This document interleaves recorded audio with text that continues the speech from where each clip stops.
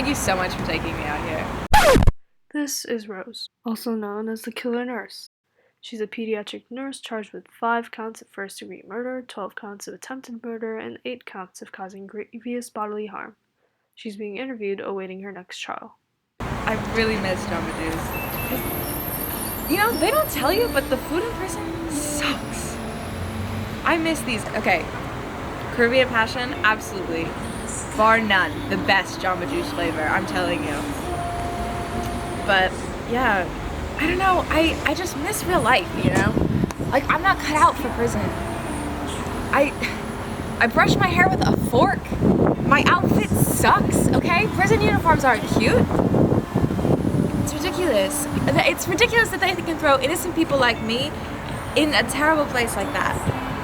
Okay, I'm surrounded by rugrats and people who are they don't understand me. I need to get back to my job. I need to get back to the kids that I'm taking care of. There's nobody qualified like I am to take care of them. I know I'm gonna get out soon, but I just can't stand these few months. I just think she's like a really nice neighbor. She's always around the neighborhood, like picking up everyone's pets shit, so that's great. Also, my dog and her dog like hang out and they have doggy dates, and my dog likes her, so I think that's a good sign that she's a good person. And wouldn't you trust someone your dog approves? My neighbor Rose makes my kids brownies all the time. I mean, Rose and I have been friends since college, and I never saw any red flags. Like, she would always be the mom of the group, always taking care of everyone that was sick and stuff. Like, who would have thought? No. So we decided to look into her early life to figure out why she turned to the dark side. These are Rose's siblings, Daisy and Jasmine. Daisy was a gifted straight-A student, UPenn bound, at age 11. Jasmine was a world-renowned coder. Rose was just Rose and grew to do anything for attention. I know, I can't believe what Sally let happen to her patient last week. I would never let that happen. I don't know, I mean, who do you think is the best nurse at the hospital? There are lots of nurses, it doesn't have to be me. Well, I did graduate top of my class. Thank you. Okay, I'll talk to you later. Bye.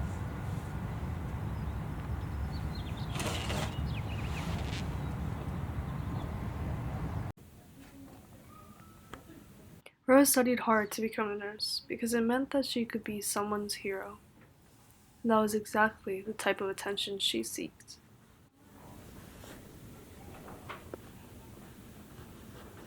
It was not until there weren't enough severely sick children to save at our hospital that her career took a dark, dark turn.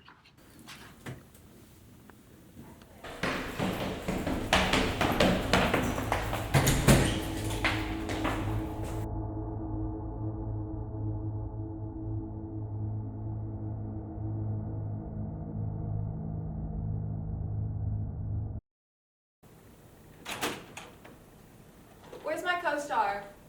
Netflix is making a new film titled Killer Nurse, and here is actress Rome Pilton, an ex-Nickelodeon heartthrob, playing Rose. And can I get a latte, please? Soy milk and hold the coffee.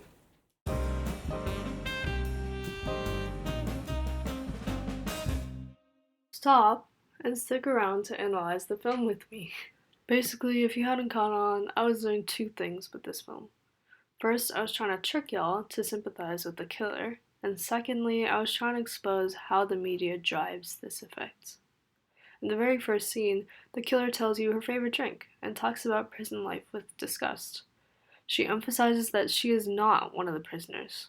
Instead, she says that she's innocent and talks about very mundane and normal topics that make her seem more relatable and more like us than the prisoners that she clearly separates from herself as rugrats.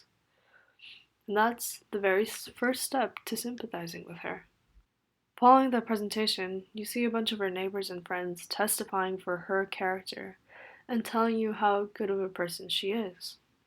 Then we go into her life before the crimes. What kind of person was she, and what drove her to kill? We give the character depth and give reasons for her actions. In Rose's case, she was one of very well-achieving siblings, eventually causing her to develop an intense yearning for attention, which she sought out by becoming a nurse. The film explains that she wanted to be a hero for others. Then things went south when there weren't enough kids to save. Her intentions and reasonings don't seem evil when put this way. The audience again sympathizes with her feeling of inadequacy and her want for attention. She is no longer a pure villain in the audience's eyes. Also, notice how you never see direct violence in this film. In this scene, you see her fleeing the scene, but no violence. This is a mechanism used to make this killer seem more humane. Lastly, I illustrate a manifesto on the creation of a film surrounding the killer, starring an actress adored by the public. This is the exposition part of my film. The manifesto is seen everywhere, on Facebook, New York Times, BuzzFeed, and the killer is now famous, and getting the very attention that she always wanted. This sends a message to others that killing equals notoriety, and that's not a message we want to send to others because more than anything, we want to prevent murder. And the fact that this famous actress is playing the killer is also problematic because the public will automatically relate the killer with this well-liked celebrity instead of with the killer's actual deeds. And ultimately, that should not be an effect that these films produce. Thanks for staying this long to watch my film, and I hope that was enjoyable.